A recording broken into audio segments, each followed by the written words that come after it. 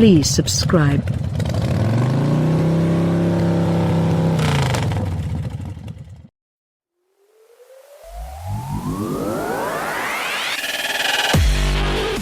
According to one of Maserati's future product plans, which we were told about at least 5 years ago, these Maserati GranTurismo and Gran Cabrios that we're driving would both be all new cars from the tires up.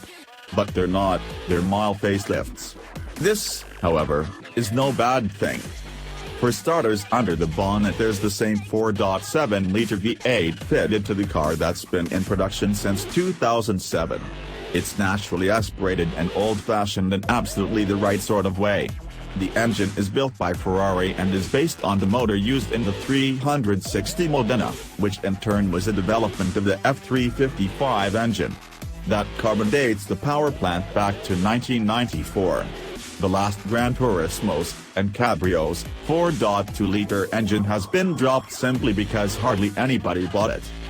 The facelift includes the usual economically viable styling tweaks that are done to most cars mid-life, whether they're city runabouts or an exotic Italian Grand Tour. The front grille is deeper and is based on the one fitted to the all-Fury concept car. There are two versions of both coupe and convertible, the Standard Sport and the MC, which stands for Maserati Porsche. You can tell them apart because the grills have different trim and the bonnet on the latter is carbon fiber and includes a smattering of vents and air scoops. The headlamps have new lamp units inside but are otherwise barely changed. The result is a car that looks slightly different at both ends but still has presence and is unmistakably a Maserati. Inside, the cars get a new infotainment system that's presented on a 8.4-inch touchscreen. Apple CarPlay and Android Auto are supported. Heating and cooling are controlled via a panel underneath with easy-to-use old-fashioned buttons. There's a wide choice of materials available both in upholstery and trim, from carbon fiber to walnut veneer. As it did before, the cabin feels special. As does the whole car in fact.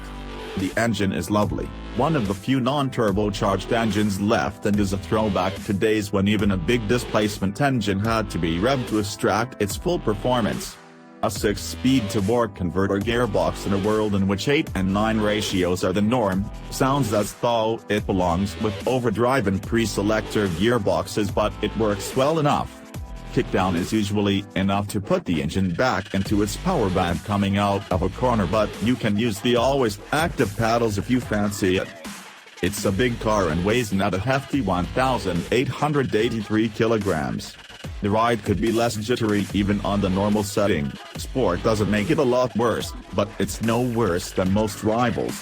Although Maserati says it hasn't changed the steering, the hydraulic power-assisted setup appears to have more feel and be better weighted than the previous cars. When Maserati does finally launch a totally new generation of the GranTurismo and Gran Cabrio, they will almost certainly be powered by a turbocharged engine. They will be cleaner and, on paper, more fuel efficient, but they will for sure lose a lot of the character that this car retains.